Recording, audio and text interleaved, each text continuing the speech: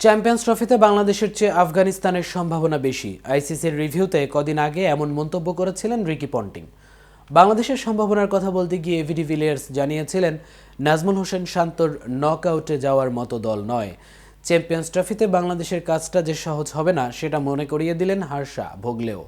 জনপ্রিয় ক্রিকেট বিশ্লেষক ও ধারাভাষ্যকার অবশ্য আফগানিস্তানের কাছ থেকে অনুপ্রেরণা নিতে বলেছেন। তার সরাসরি প্রশ্ন, আফগানিস্তান পারলে বাংলাদেশ কেন নয়? এ নিয়েই থাকছে আজকের প্রতিবেদন।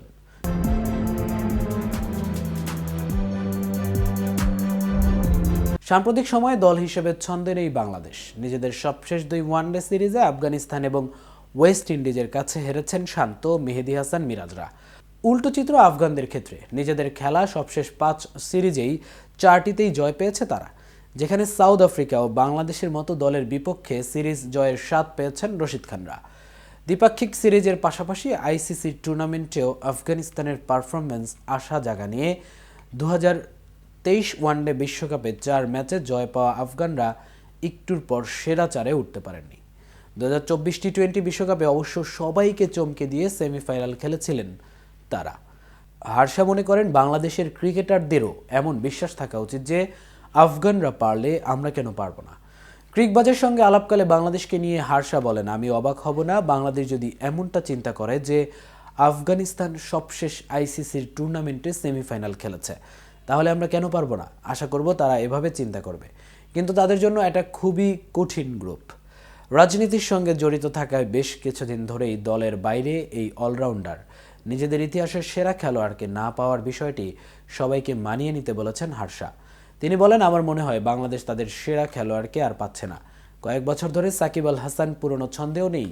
এখন পর্যন্ত সাকিব তাদের ইতিহাসের সেরা খেলোয়াড়। যেহেতু সাকিব নেই, এটার সঙ্গে তাদের মানিয়ে নিতে হবে। আজ থেকে শুরু হতে যাওয়া চ্যাম্পিয়ন্স ট্রফিতে তানজিদ হাসান তামিম ও তাওহিদ হৃদয়ের মতো তরুণদের বড় ইনিংস খেলতে হবে বলে মনে করেন হার্ষা।